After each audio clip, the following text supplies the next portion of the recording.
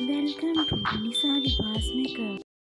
अगर आपके साथ भी ये इशू होता है कि जब आप नेक फैब्रिक के ऊपर पेस्ट करते हैं बुकरम पर कटा हुआ तो वो बड़ा हो जाता है, तो आपने सबसे पहले क्या करना है, ये जो अंदर वाली कटिंग हमारी निकली होती है इसको आपने 1/2 इंच ऊपर से छोड़ देना है और इसको आपने इस तरह से पेस्ट कर लेना है। ये देखें, जब इस तरह से ये पेस्ट हो जाए देन आप अपना नेक जो आपने कटिंग किया है वो इसके राउंड में रख के इस तरह से चिपका लीजिए। तो इससे क्या होगा कि आपका जो नेक है बिल्कुल एक्यूरेट साइज में पेस्ट होगा, आपके फैब्रिक के ऊपर कभी भी इधर उधर नहीं बढ़ेगा। अब आप इसको बीच वाले पीस को इस तरह से निकाल दीजिए। जब भी आप शर्ट के साथ नेक को अटैच करना स्टार्ट करें तो आपने इस तरह से नेक के दरमियान और शर्ट के दरमियान में क्रीज बना लेनी है और फिर इन दोनों को हमने इस तरह से, ये देखें, दरमियान में सिलाई लगानी है और ये हिस्से आपके बिल्कुल एक्यूरेट यहाँ से बराबर बैठे होने चाहिए।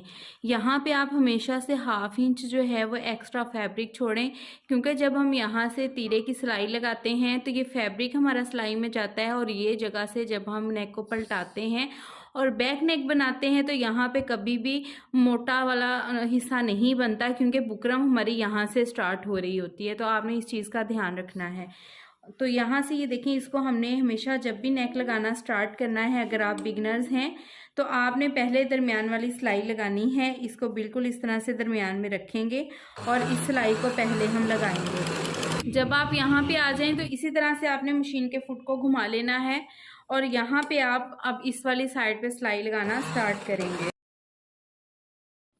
उधर वाली साइड से हमने सिलाई लगा ली, अब हम इधर से सिलाई लगाएंगे। इस तरह सिलाई लगाने से ये होता है कि हमारा नेक बिल्कुल दरमियान में आता है। अगर हम एक तरफ से सिलाई लगाना स्टार्ट करते हैं तो जब हम इस तरह से सिलाई लगाते हैं तो देखिए, अभी मैं इस पे फिंगर ही फेर रही हूँ तो ये चीज़ इस तरह से उठती जाती है और यहाँ पे एक साइड को बढ़ जाती है। कुछ लड़कियां तो इसको ठीक करती हैं, लेकिन कुछ लड़कियां इसी तरह से इसको कटिंग करती हैं और यहाँ से दोबारा से कटिंग करके बराबर कर देती हैं, लेकिन ये बिल्कुल गलत मेथड है। इस तरह से आपका नेक हमेशा एक साइड को जाता रहता है जब आप शर्ट पहनते हैं। तो आपने नेक हमेशा इसी मेथड के साथ शर्ट के साथ अटैच करना है। अगर आपको बैक नेक की परफेक्ट कटिंग नहीं करनी आती तो आपने जो फ्रंट नेक रेडी किया होगा उसके अंदर से जो आपका बुकरम का पीस निकलता है आपने वो पीस ले लेना है और आपने अपनी बैक साइड पे यहाँ पे बिल्कुल इसके बराबर उस पीस को रखना है। यहाँ पे हम निशान लगा लेंगे। देन इसके बाद हमने ये देखना है कि हमने अपना बैक नेक जो है वो कितना डीप रखना है। तो यहाँ से देखें, मैं अपना बैक नेक जो है वो 3.5 इंच डीप रखूँगी।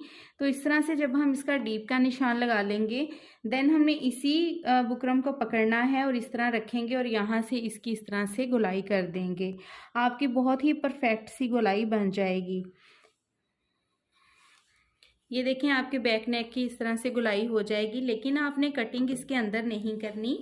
कटिंग आपने हमेशा इसको सा गैप दे के करनी है, क्योंकि हमने बैक नेक पे फैब्रिक अटैच करना है। तो जब हम फैब्रिक अटैच करते हैं तो सिलाई का मार्जिन हमारे पास होना चाहिए। ये देखिए, मैंने यहाँ से अपना सिलाई का मार्जिन छोड़ते हुए इसको कटिंग कर लिया है। तो ये बैक नेक हमारा बहुत ही परफेक्ट तरीके से कटिंग हो गया है। तो यहाँ देखें, बहुत अच्छे से हमारा बैक नेक जो है वो गोलाई में कटिंग हो गया है। तो आप इसी मेथड से अपने बैक नेक की कटिंग बहुत आसानी से कर सकते हैं।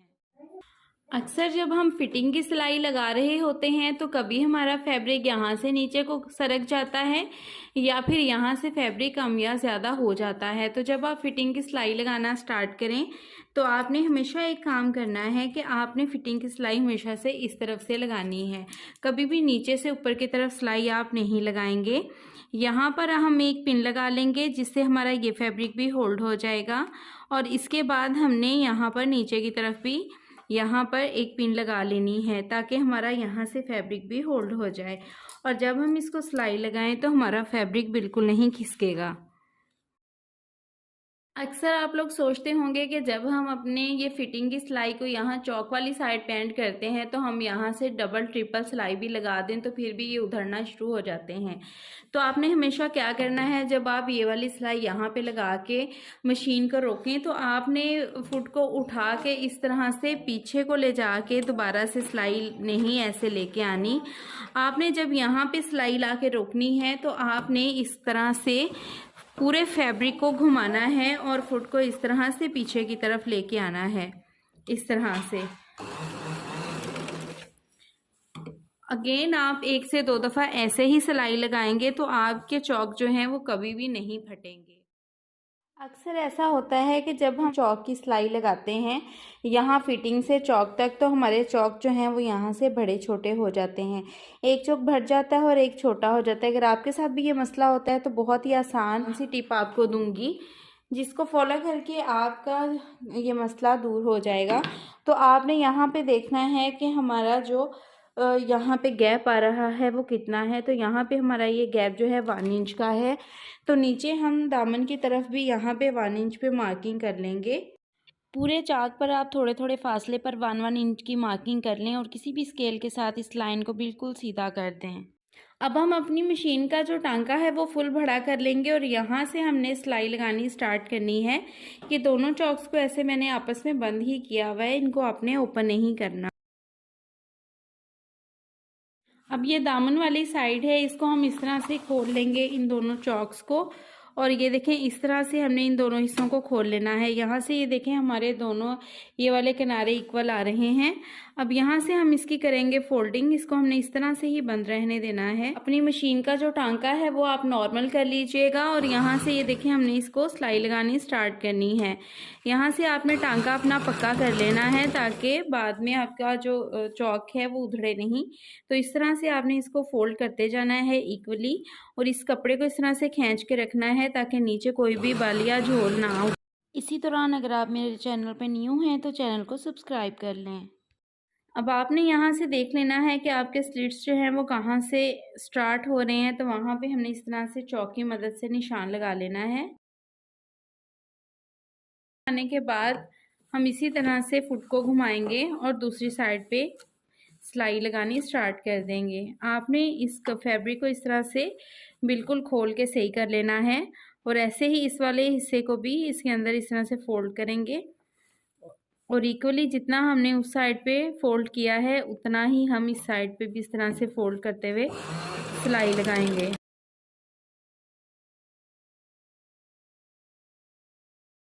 ये देखें इसके ऊपर हमने सिलाई लगा ली है और सिलाई लगने के बाद आप देखेंगे इसका ये हिस्सा जो है वो बहुत ही नीट रेडी हुआ है और इस तरह से हमारे चौक जो हैं वो नीचे से भी बिल्कुल बराबर आते हैं।